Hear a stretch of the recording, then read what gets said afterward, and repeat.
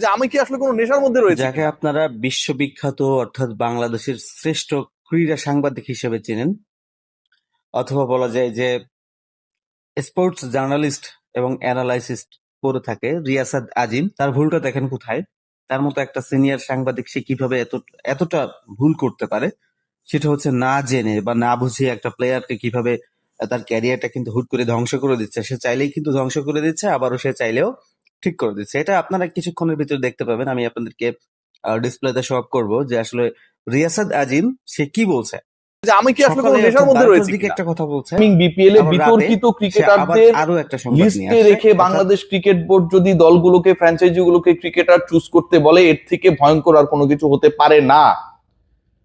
দুর্নীতির গন্ধ পেয়েছিল, ফিক্সিং এর গন্ধ ছিল। এজেন্ট হিসেবে কাজ করেন, বাংলাদেশি ক্রিকেটারদেরকে নষ্ট করার ক্ষেত্রে এনামুল হক বিজয়ের একটা বড় রোল ছিল। হেল করে দেওয়ার জন্য কিন্তু রিয়াসাত আজিমের মতো একটা সাংবাদিক তার পেজ থেকে অথবা তার ইউটিউব ভেরিফাইড চ্যানেল থেকে যদি এ ধরনের সংবাদ প্রচার হয়, অবশ্যই এটা খুব খারাপ একটা ইফেক্ট পড়ে সেই প্লেয়ারদের উপরে এবং তাদের ক্যারিয়ার। ইয়ার্স আফটার আপনি একটা পার্টিকুলার টুর্নামেন্টে খেলতে দিলেন না।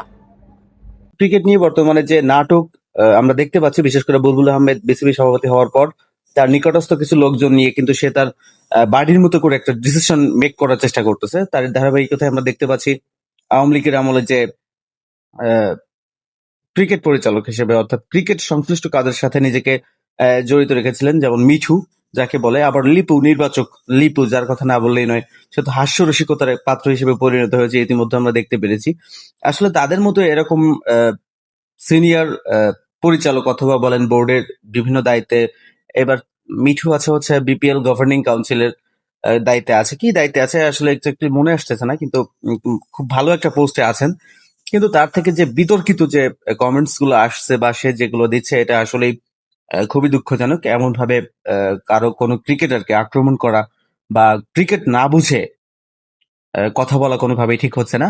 আমার যেটা মনে হচ্ছে তাদের ন্যূনতম ক্রিকেটের কমন সেন্স অথবা জ্ঞানটুকু নাই, যেটা দিয়ে তারা ক্রিকেটে আসার মতো উপযুক্ত আমার মনে হয়।